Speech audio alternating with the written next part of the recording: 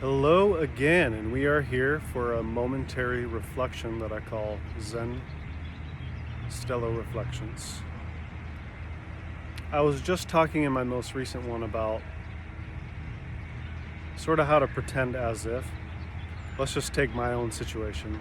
I personally want to achieve wealth, although I am not a materialistic person in the sense that most people are. I don't care for money. I only care for it because we need it. And I have visions and a special mission that I guess I've given to myself, although I would say that my guru gave it to me in the lineage that I came from, although in an indirect sort of way. I think that's the inner guru, the inner inspiration, whatever you want to call it. I relate it to my physical guru, but he is no longer here, so it has become the inner guru, if that makes any sense. At least that's what I believe, and it carries me through life. I don't think this is a trick that any of you can replicate, but I'm just going to say it anyway. When I keep hitting the wall and I feel like I've just had enough, I can't take it anymore, I will get mad at God or the guru and sort of demand to be helped. I've become more polite as I've gone along because you're arguing with an invisible force and you have no recourse over this force, especially if you really believe that it is what it is and it is superior to you and me. So the getting mad is just sort of a play. It's like a spoiled child getting mad with his mother or father, or her mother or father. This is the trick right here. I'm very superstitious, so I've been going through interviews and applying like crazy and still not really making any headway. Eventually something will crack, but it has been, I'm going to be honest, very frustrating. And the people that said they were going to help me when I first came to town, their words are hollow and meant nothing and led to nothing. How frustrating. I wasted at least a week or two on that one, following up leads and whatnot, just to get nothing. And then I've been told, oh, well, you got to develop a relationship of 20 years or so in order to da-da-da-da-da. Oh my, are you crazy? I just want a job. I'm not here forever, all right? I just want a job. I'll contribute to the area. But everywhere you go, it's got its own little culture, and this is the culture in this place. At least that's a taste of it. It's based primarily on tourism and the wine industry. So, put two and two together.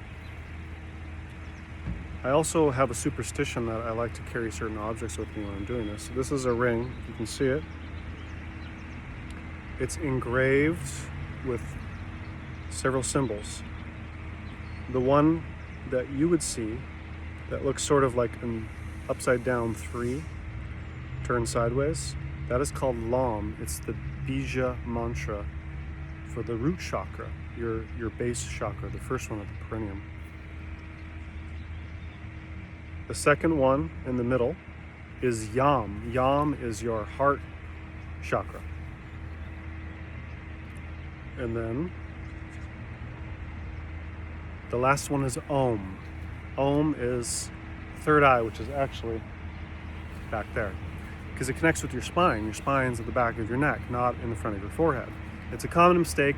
There is a sort of chakra there, but it's not in the traditional 7 that we're all familiar with. There is some sort of energetic force in the forehead, and it has a special usefulness in meditating on the light. In different traditions, they all seem to be focused on a light, a white light between the brow center. Don't argue with the past masters. I also will carry different malas with me. This particular one is Rudraksha, is for Mother Durga. This is specifically a 9 face. There's 9 faces. You can't really see it, but each line is what we call a mukha or face. And this one has 9. It's associated with Tripura Sundari. It's a form of the Divine Mother that's sort of like the All-Father or the Cosmic Father or the Cosmic Mother in this case. It's on the equal footing to what we consider the All-Father. Again, traditions, belief systems, whatever. This is a particularly powerful necklace, in my opinion, because that energy is encapsulated in this, and it's more about I know what it is and I'm focused on it when I pray it, and therefore creates that vibration or reality. At least that's how I understand it. And you are appealing to the actual divine energy itself, which is in a way separate from us. And so you're really working on many different levels. I think the most important one, interestingly enough, since we don't really know if that's provable or true, the intention, we know we can make intentions and have thoughts. So that's sort of what I want to stick with is the intention creates the vibration, creates the thought, creates the actions, creates inevitable outcomes. And depending on your recipe or formula, your outcome may or may not come out the way you intended. So you have to basically try and try and try and try again. And that's what I will continue to do in my life until all my goals are fulfilled. So be it. Tatastu. Tatastu means so be it in Sanskrit. With that, I leave you now. Namaste.